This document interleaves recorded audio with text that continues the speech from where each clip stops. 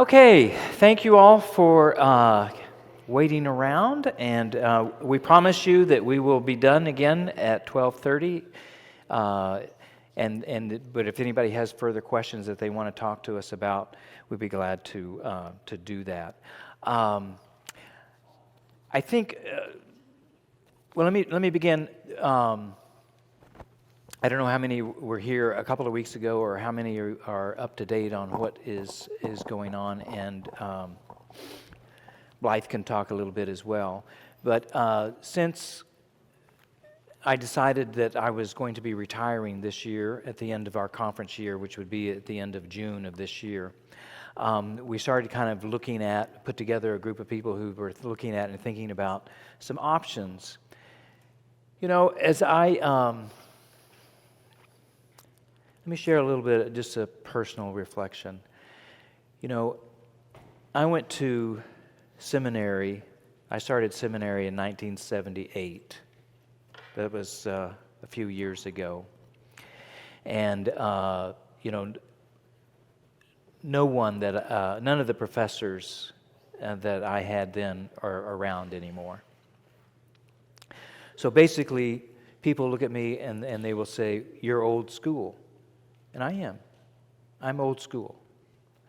I was trained in a different way that pastors are trained today. It's just different. A lot of things. Preaching is different. Pastoral care is different. I'm old school. And there are, you know, a lot of people who would say, you know, you're old school and you need to be put out to pasture. And, well, that's basically what I'm doing. I'm going out to pasture. But one thing I've always tried to do everywhere I've gone, and I know that my leadership is, you know, training comes from a different generation. But I always want the churches to keep going after I've gone. One of the most influential books that I read in the ministry is a book by Jim Collins called Good to Great. And he was talking about business. He was talking about corporations. But his whole idea was, you know, he wanted to find out, how did corporations go from good to great? And what he wanted to study was not, he saw some companies that went from good to great because they had a really great CEO, a very charismatic leader, and they went great. And as soon as that leader left, they've slipped back down. He wanted to study those companies that went from good to great and kept going after the CEO was gone. And they moved in a new CEO. And then they had a new CEO. And yet they still remained great companies. And I feel that same way about churches. I want the churches to keep going and keep going, no matter who your CEO is, no matter who your pastor is. And every church that I've been to, I've tried to help them think about, you know, what is it that is going to be most relevant to the next generation? I said this morning in our Sunday school class that as a parent, I would do anything for my children. Anything. Give my life. If one of my children needed my heart, I'd give it without question. I feel the same way about the church. That I want it to live, and I will make sacrifices for that to happen. It may not be the church that I was brought up in. It may not be the type of pastor that I was trained to be. but I want it to live. And to live means it to grow. Every living thing grows. And I want that of this church. I've wanted it of every church I've been in. My son wanted to play soccer when he was little. I never played soccer when I was growing up. We didn't do soccer. But he wanted to play soccer. I said, okay, we're going to play soccer. And so I tried to learn about soccer. What are the rules? I didn't even know the rules. So I could at least be intelligent when I go to the games, or could help him out, or say, well, that was great, that was a great play. The next generation is going to be different. But I want them to succeed. And I want this church to succeed. This may be one way of doing it, to think about becoming a campus church for Good Shepherd. If you decide not to do that, I'm still going out to pasture. And I still want you to succeed. If you think it's another way that you can do that, then I'll support that too. But I think this is something worth looking at. I brought the statistics that we put up on the screen last week, if any of you are interested in seeing them, on the attendance and membership over the last 10 years here at the church. Would you like me to pass them around? Anybody else? Did you want to see it? Okay. We've got more. If you want them, they'll be up here. We want to look at a real short video that the Good Shepherd Church put together about their last year, 2019. And I've also asked Pastor Sheets to make a little short video, and I think he'll do it this week, and we'll put it on our website about kind of his vision and ideas for this church and this location. But this video, I think, kind of gives you an idea of what they do and what we could be a part of. Can we show that now?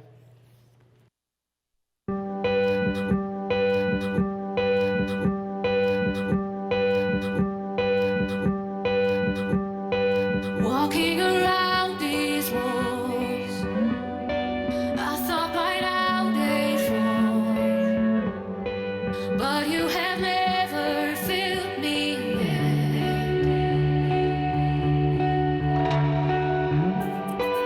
Waiting for change to come, knowing the battle's won, for you have never failed me yet.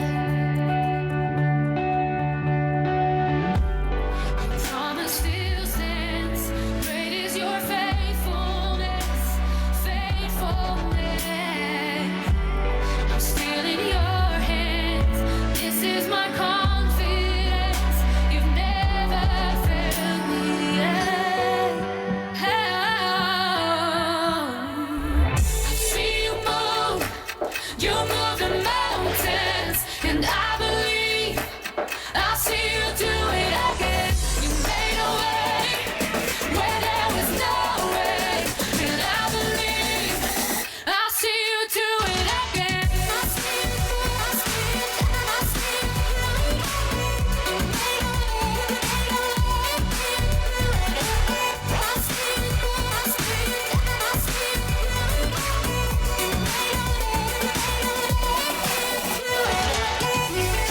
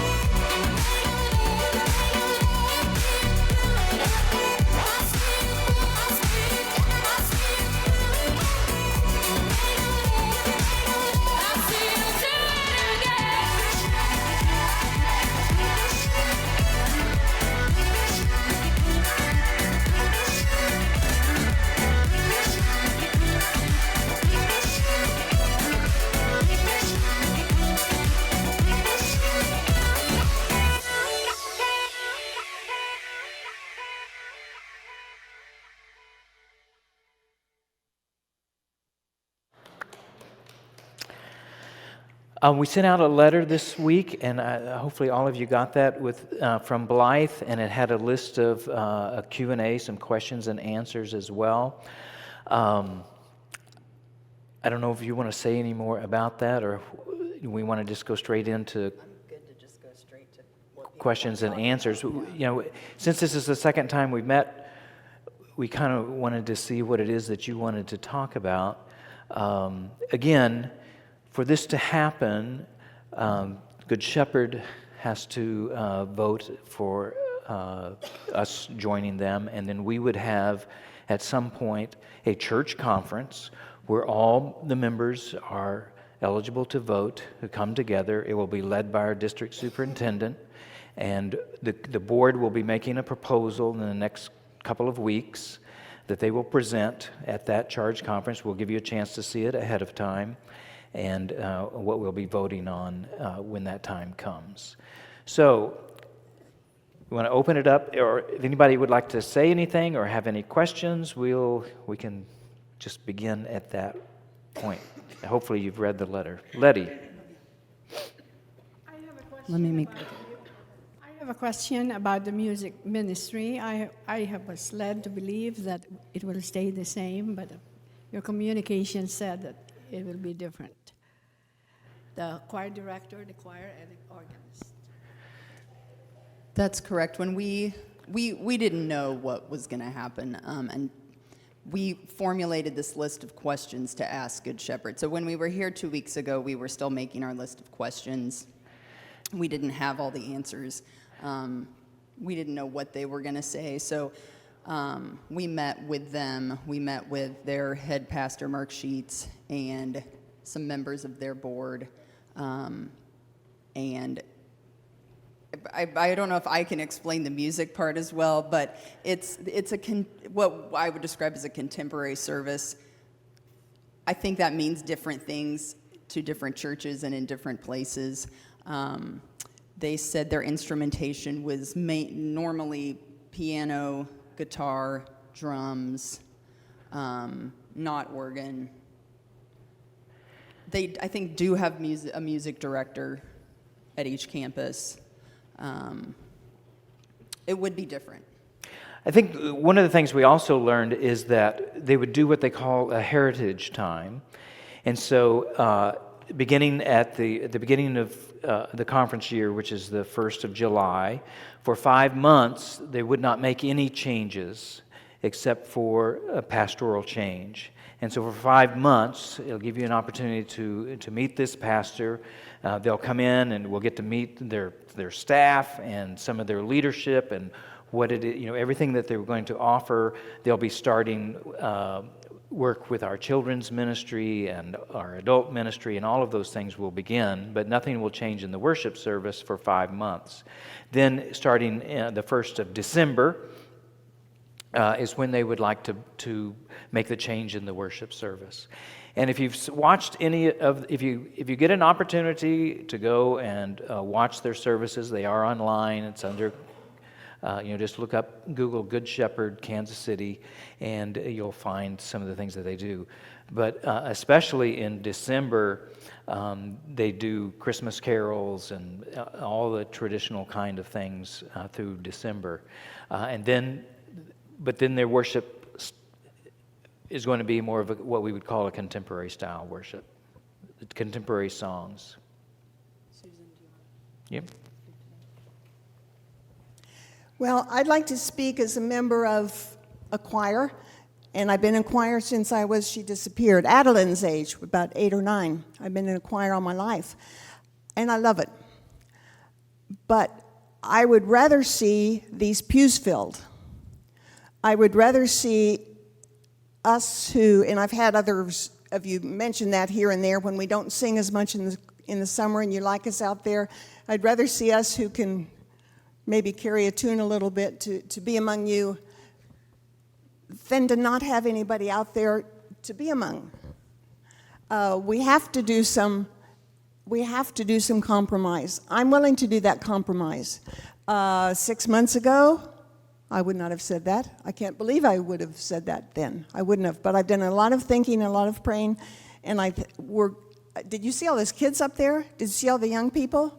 I'm one of the people like Keith, who's the older generation. I never thought that would happen either.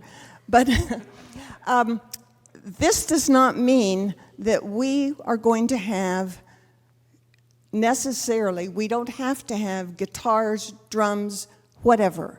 We have part of, if you've read the Q&As, we have financial means out of our Hearson Fund to do a lot with music.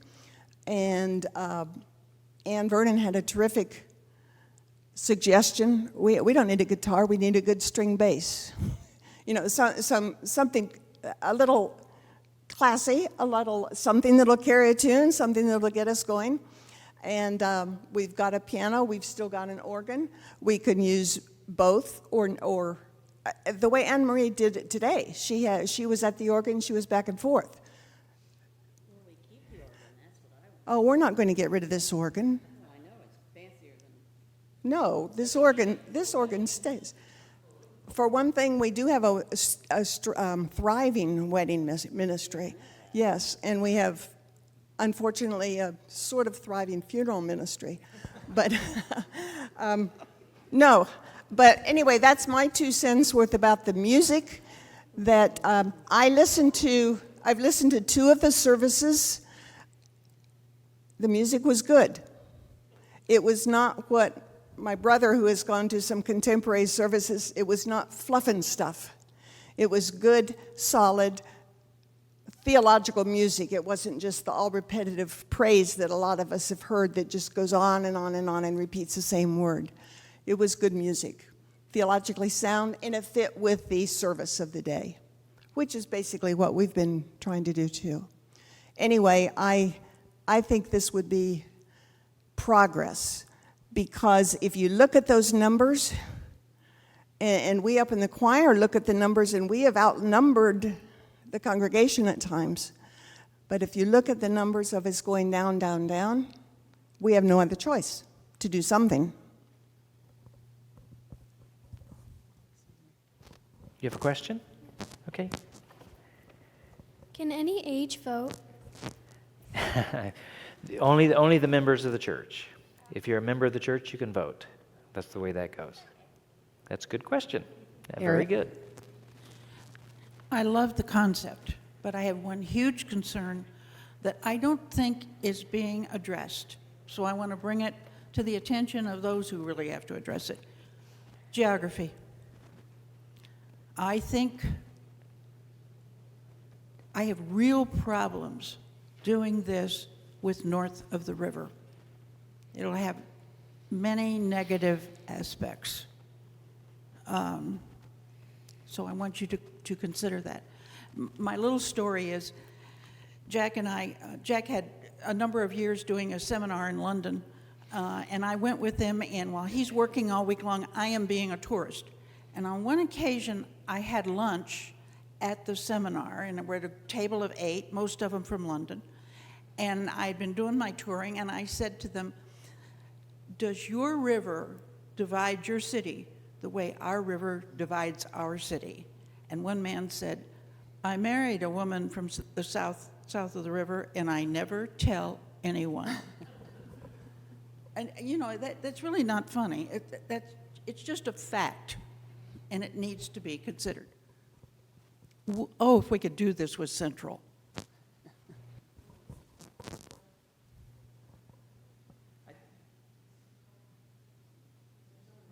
The reason, yeah. I think there's people. I mean, we have people already who come to our church who live north of the river, and I don't know. Of course, I'm not a long-time resident here, but I don't see a huge conflict between the people north of the river, or whatever, north and south of the river. The distance is an issue, but what I say to that is most of us tend to be a little bit spoiled in that we live close to the church.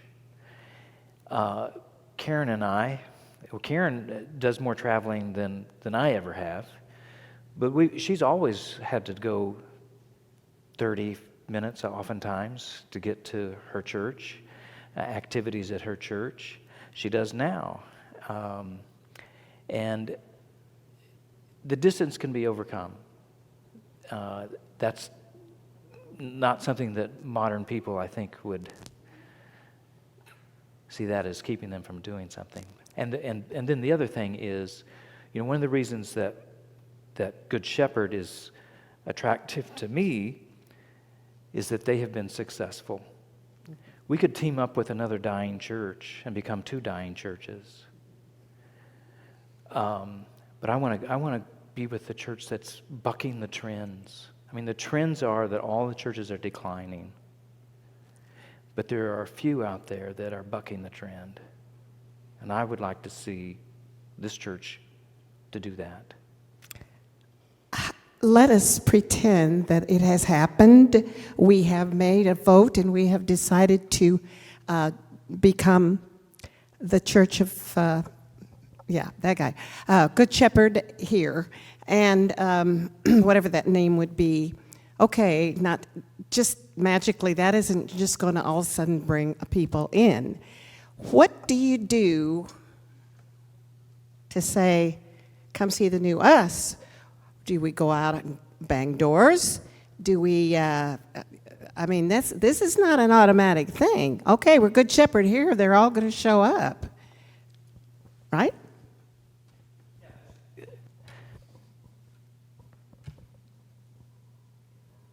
I'm off or on. No. No, we're not voting. That's a good point. Just becoming a part of Good Shepherd is not going to miraculously turn the church around. It is going to require effort and work on our part. I think that's a good question to ask them. I think we will need to follow their lead. They have figured out how to do it. So let's follow their lead and see what it is that they do to get the word out. My guess is, because this is what everyone always says, is that still 80-90% of the people who come to church are invited by someone who's there. And it's going to require, invitation. But they do, I'm sure they do a lot of things to help that and to aid that, and we'll, kind of follow how they lead. But it's a good point. Yes. Want to remind people that this campus will still be its own self-sustaining campus. It's not like we're asking 4 campuses to meet in Gladstone. That's not the case. We will have our ongoing responsibilities as members of the church and our own events and our own type of ministries which are specific to our mission field, which probably should be expanded to include Kansas and points west. But to speak to Pastor Keith's comment, I remember hearing 2 or 3 young family members saying, I am reluctant, or I try to invite my friends, and they are intimidated by the high church level of this. They don't know what to do. They're not comfortable. They love this lovely old building, but they are not comfortable with the formality of the service. So looking at that 2019 video of Good Shepherd, I love the tempo, I love the beat, I love the energy. That is a summons I will follow, not something played at 4/4 time. And I'm just saying that our young people can invite them. We can be here. We can greet them and meet them and make them comfortable, but probably without giving up a little bit of our traditional nature of our worship service. And so we just need to be prepared for that, that we need to accommodate and cooperate and compromise to a certain extent without giving up the faith-based spirituality of our entire congregation. But I am willing to do that.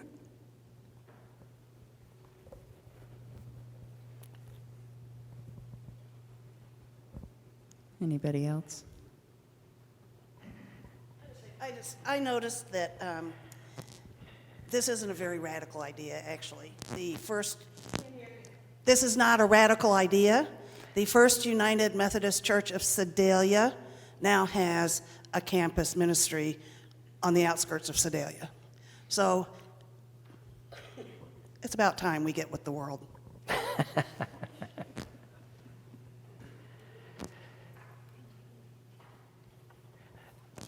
Jack, I think Terry.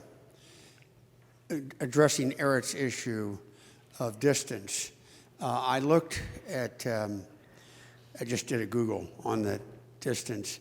It looks like it's about 27 or 28-minute drive up there. I also did a search of Church of the Resurrection, which some people have said we ought to connect up with them. That's 26 minutes.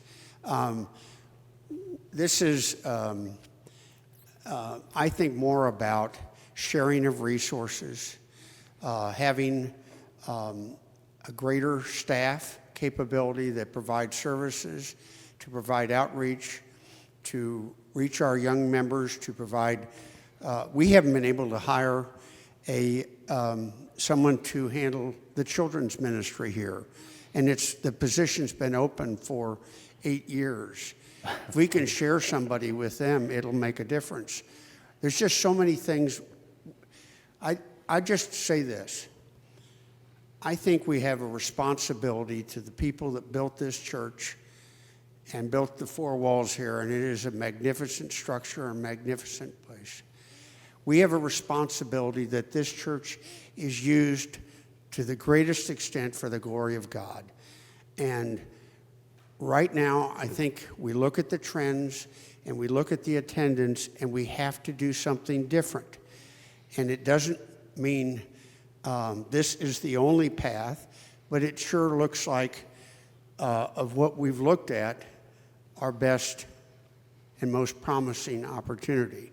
But I like the idea that there is a transition period where they'll get to see the new pastor, who I think is going to be pretty good from what Mark is promising. That will be exciting to have a good pastor in this congregation, that we worry Keith's replacement will not measure up to Keith. And we've been spoiled a little bit. And so I think we've been told by the district superintendent we're either going to get someone brand new, first assignment, or we're going to get someone who is on last assignment and maybe lack energy. And we need something with lots of energy here, and someone to drive this church forward. I don't want to die a slow death here. I want this 57th and Warnell to be a great church again. I grew up in this church when we had 700 members. It was a magnificent place, and there's no reason we shouldn't be shooting for the stars again.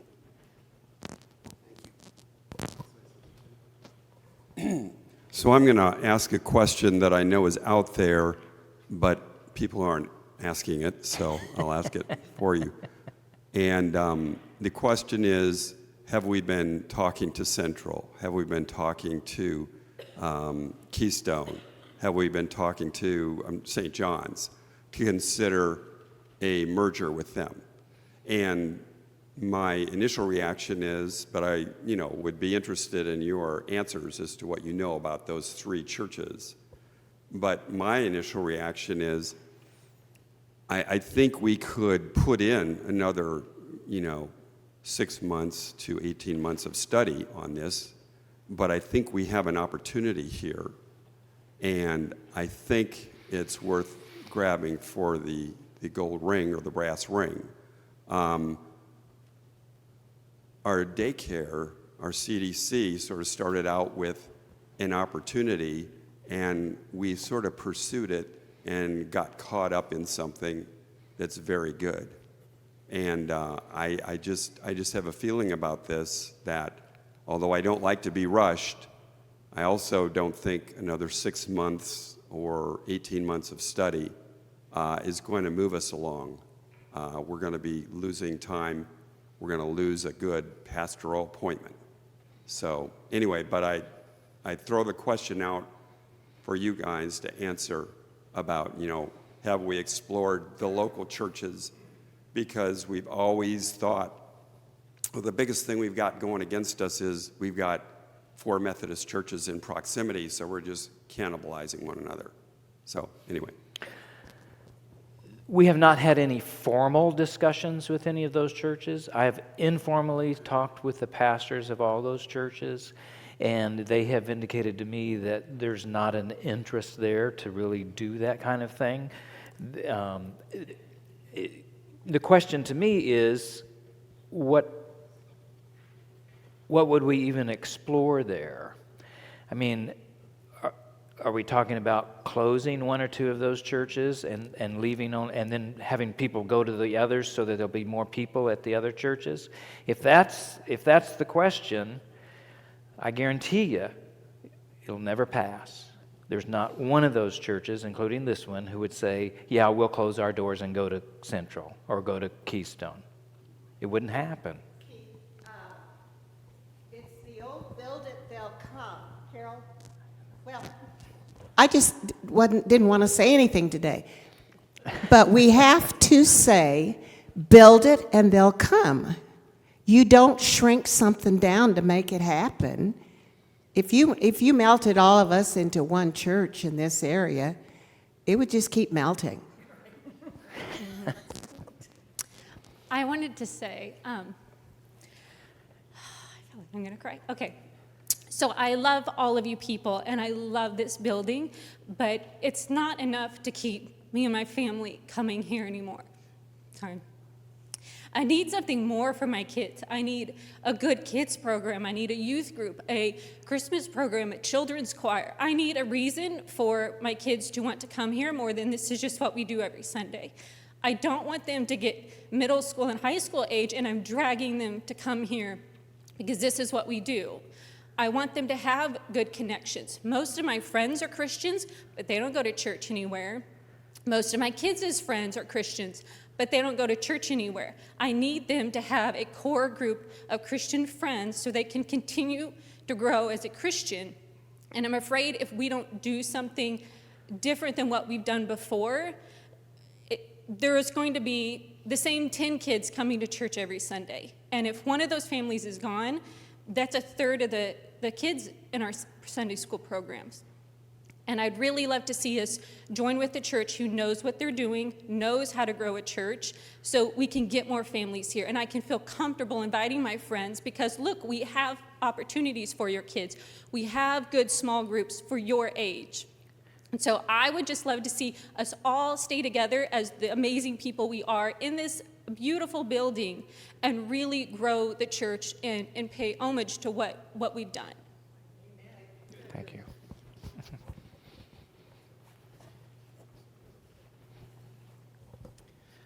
My question's kind of mishmash, so sorry. That's okay. How many satellites does the Good Shepherd have? Uh-huh. What is the hierarchy control system? Okay. And would we become like the overflow from the north and they'll trickle in because there's not seats there? Okay, that's fair. There are currently 3 campuses for Good Shepherd. We would be the 4th campus. I think one of them they might call their main campus, or the original campus, let's say that. The original campus is at 95th and Oak, I believe, isn't that correct? And they're the biggest campus. But as far as I know, let's see, the second question was about hierarchy. They have a single board over all of the churches, and every church gets representation on that board. There's only 9 members of that board. Every church gets at least 1 representation and no more than 5. Okay? So we would have representation on the board. That board mostly does administrative kind of things. They don't deal with the ministry. Then each local church will have their own kind of team, task force, whatever you want to call it, that does the ministry that is here. It'll be led by the pastor who is assigned here. So we'll have our own organizational structure here that will deal with ministries, children's ministries, youth ministries, and we'll be able to pull from them their staff and their ideas and what's going on in different places in that regard. Then your third question, will people... Are we becoming the overflow or something like that? No, that is not the case. They want us to succeed in our setting, in our context, to bring new people to Christ from our area. They're not going to they might send people over here every once in a while to help us out to do something, but they're not going to take some of their members and put them over here and say, we want you to attend here and become that church. That's not going to happen. It will be us and the new people that we bring in from here. Does that make sense? Does that help? Do you have a question? Yeah. Okay. Would we be moving churches and moving around with people and having stuff? Would we be moving around and doing things? We would still have our church here, and we're still going to have our programs here, but there might be here's one thing that's coming up that they've invited us to be a part of. Maybe you saw on the video the women's retreat that they had last year. I think they had 240 or something like that women at the retreat. They're doing that again this year, February the 8th. It's coming up pretty quickly. But Pastor Sheets has invited, he said he would personally pay the registration for 10 women from Country Club, sorry. I need to be put out to pasture. My mind's going away, you know. So at Country Club, 10 women from Country Club, he will pay for that day-long retreat on Saturday, February 8th. It is at their campus on North Oak, but it was things like that. You would go to an event there. They might have a big children's event where all of them join together. You know, we still have our smaller groups, but maybe every once in a while, once a year or something like that, we have a big one where everybody got together and did some really neat things. And the youth the same way. They had mentioned the mission trips that the youth went on. So they would come together as all the churches to do some of those bigger things. By the way, if you want to go to the women's retreat, let me know. We'll put it on the website. We'll try to get it in the email and get it out to people, but the information on that. And we hope that we can get 10 people who can go to that. It'll give you a chance also to see what's going on there and get to meet some of the people there. Our board got to meet not only Pastor Sheets, but also what they call their executive pastor, Diana White, and then the chair of their board and the vice chair of their board. And it was good to get to meet them, and they're great, wonderful people. Yes, sir. In that film Yes. we saw, in that film we saw, is that the groups coming together, the churches coming together? Some of it was the churches coming together. Some of it was happening in each church. Yeah. The numbers that they put up there were overall churches, correct. The numbers that they used. Yeah, Dick. I'm curious about the demographics. They haven't changed a lot, have they, in this area? Isn't this one of our problems, not having the population to really draw from with the other Methodist churches? And some of these wonderful ideas that you're talking about that Good Shepherd has, why couldn't we implement some of those on our own if they're that good and that they're benefiting that church? Why couldn't we implement some of these ideas? Okay, so the first question had to do with demographics. I'm not real sure exactly what you meant by that. Like the neighborhood.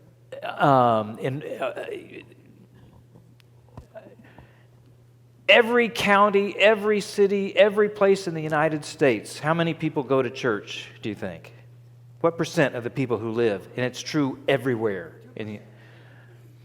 It's bigger. It's 19%. 19% of all people, every county, every city, every place, rural, city, it doesn't matter. The only demographic that is slightly higher, and only slightly, is the African American community. They're up to about 22, 23. Everywhere else, 19%. that tells me there's lots of people in this neighborhood who are not connected to a church, and they're not going. They may say, I'm this, I'm that, I'm this, I'm Catholic, I'm Lutheran. They may say that, but they're not going. They're not going. And they will come to some place if that's, they're searching. People are still searching for some spirituality in their life and have God in their life, and they will come. The second question, could we do this ourselves? Sure we could. If we could just get the right pastor, the right leader, and that we go out and hire the rest of the staff, if we had enough money to pay for all the staff, we could do that. We'd have to change our mindset here, too. And we'd have to change our culture, our sense of what we're willing to do. I think the advantage of having them is that, they come in with it already, and have it's they've succeeded with it. They've done well, and we can follow in that. And That's what I was going to say. We have tried so many different things, and we don't know what works, obviously. And Ted had a great line about this in the board meeting a couple weeks ago. He was like, this is not what we do. I'm a lawyer. We need someone who knows what they're doing, and these people have proven that they do. And now, no guarantee, obviously, but they at least have done it before.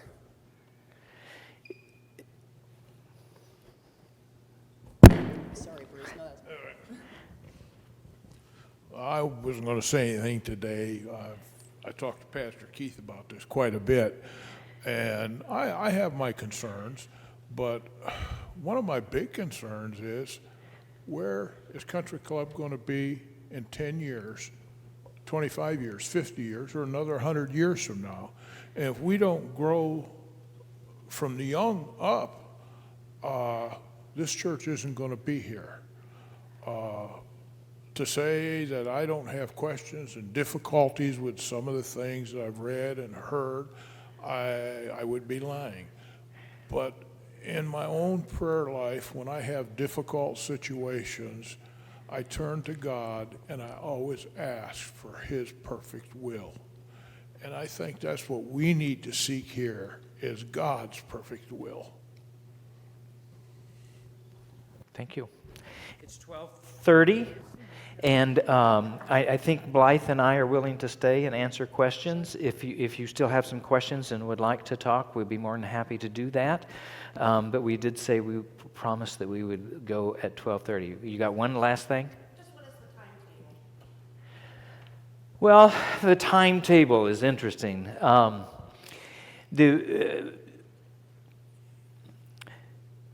The district superintendent both doesn't want to pressure us into making a decision, but also wants us to know that this is the appointment season, and they are starting to make decisions on the appointment level, and doesn't want us to be left out of that if we decide that we want to be in the appointment process and not become a campus. And so hopefully, I'm thinking that at our next board meeting, we will come up with a proposal for the charge conference, and then we'll work with the district superintendent in setting up and I keep saying charge conference, it's really technically a church conference, so that everyone is welcome to come and the members vote. It takes, I think, at least 2 weeks from the time you set the date for church conference. It has to be at least 2 weeks out. So I'm guessing by the end of February, we will have our church conference and take a vote on this. Good Shepherd their board is meeting this week, and we'll know from their board, whether they want to continue. I mean, if their board says we don't want to do this, then it's over.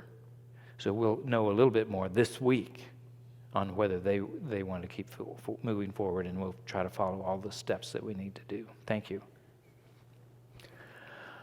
Thank you all for coming. God be with you.